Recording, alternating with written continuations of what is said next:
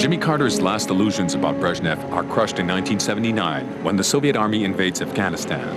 After underestimating Soviet aims, Carter watches his house of cards collapse, discovering the world as it really is, neither harmonious nor just.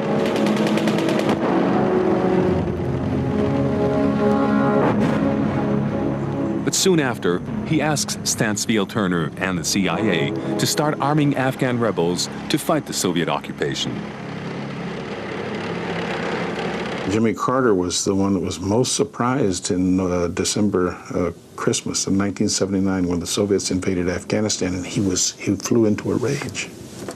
He was very unhappy. He didn't have a lot of experience with the communists, and he was, even though we warned him, the agency warned him about the invasion of Afghanistan, he was surprised that the Soviet Union would do that. The world simply cannot stand by and permit the Soviet Union to commit this act with impunity. President Carter changed his view on the Soviets as a result of that blatant invasion of Afghanistan. He certainly lost a lot of his illusions about the Soviet Union, particularly after Afghanistan. Afghanistan hit him hard. Jimmy Carter was so upset because he thought Brezhnev was someone that he could work with. And then Brezhnev thought that Carter wasn't paying attention, decided to invade Afghanistan, and boom, Carter said no. The Soviets saw a side, ironically, of Carter that most Americans never did see, and that was the tough side. That was the hard side. What is the option that we had?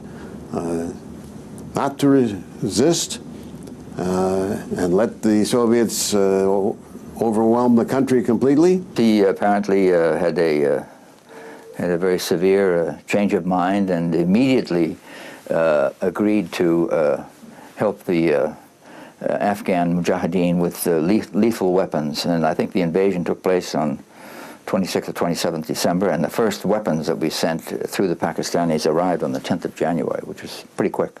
And we in the Carter administration started that support through the CIA. We, the CIA, formed up a very quiet, covert, clandestine alliance of countries to work against them. And we made it miserable for them over 10 years. The objective was very clear in 1979 and 80 and through the 80s, and that was our objective, and the policy objective was to drive the Soviets out of Afghanistan.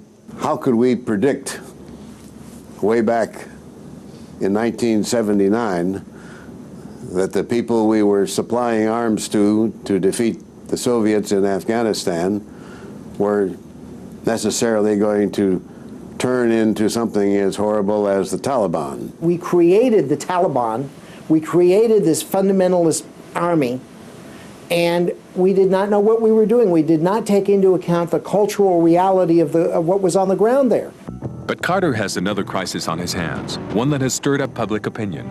1 month before the invasion of Afghanistan, the staff of the American embassy in Tehran was taken hostage by Islamic students. The hostage crisis and a failed military rescue operation could spell doom for Carter's political ambitions. He's running for re-election against a hard-hitting Ronald Reagan, whose campaign is handled by William Casey. I believe that this administration's foreign policy helped create the entire situation that made their kidnap possible. And I think the fact that they've been there that long is a humiliation and a disgrace to this country. Carter was completely consumed by events in Tehran. President Carter calls in all his advisors. He then decides to open secret negotiations with the new Iranian government to win the release of the hostages before presidential election. But someone working inside the White House relays every move to Ronald Reagan's team. We know that Carter was close to getting a deal with the Iranians to release the hostages before the elections. The Republicans got wind of this and realized that if Carter got the hostages out, he might win the election, and tried to make sure that this operation wouldn't succeed, because for some reason, suddenly, about 2 weeks before the elections, the Iranians just stopped negotiating. They just stopped. How did that happen?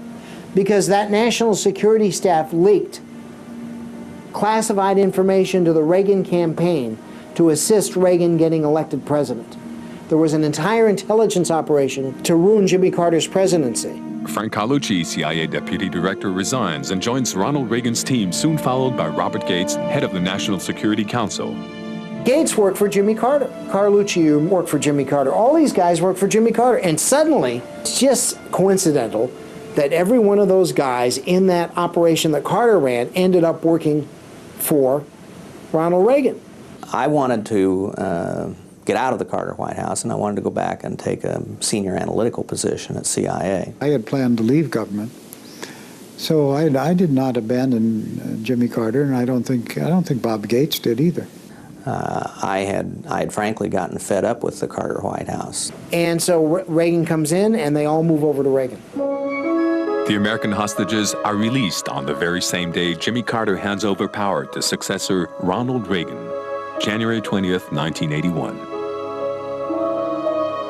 It was clear that the Republicans didn't have anything to do with it. It was a decision on the part of the Iranians to humiliate Carter by not freeing them until January 20th after he'd left office. I don't think there was anything to it. I don't think there was no deal between the Republicans and the Khomeini forces. That's clear. That's all one of those conspiracy theories that's just absolutely not true. 10 years later on television, Jimmy Carter described the behind-the-scene maneuvering during the October surprise operation. President Bani Sadr, who was a leader of Iran, then working under the Ayatollah Khomeini, has made